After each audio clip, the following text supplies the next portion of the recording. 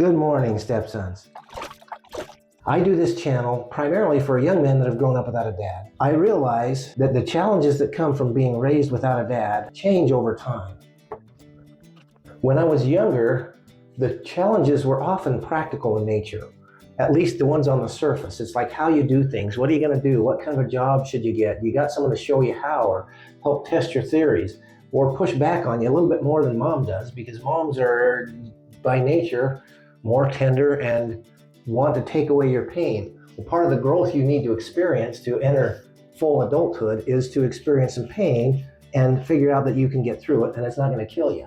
And dads generally are better at that than moms, but loving dads are going to be most effective at that. So if you haven't had that, some of the challenges you're going to face are practical in nature.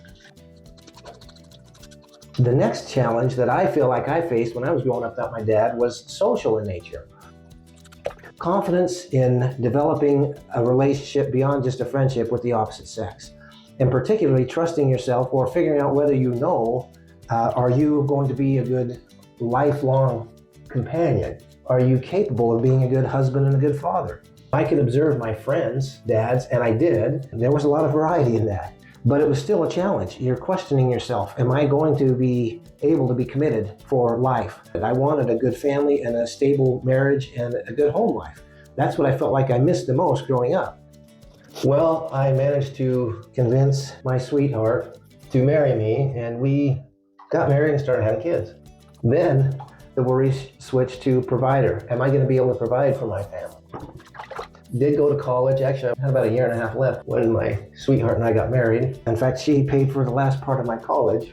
So it was thanks to her that I got a job out of college, or at least that I got a degree that allowed me to get a job.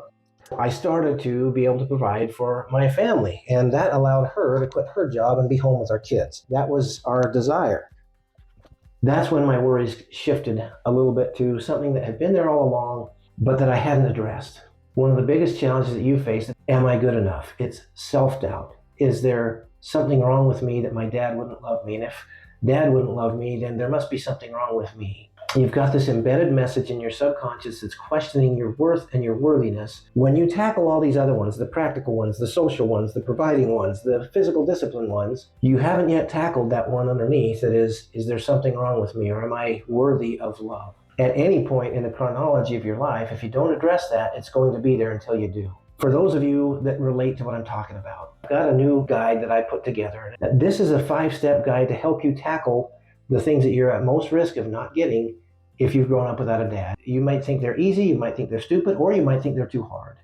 Do them anyway. They're the things that are going to help you get momentum overcoming the challenges of having grown up without a dad. I put this together because I want to help you overcome those challenges. There's more happiness, more fulfillment, more success that you can have if you can shed that burden that you've got from having grown up with a negative relationship with your dad. Download that now, and remember, you got a dad that loves you, and I'll see you on the next video.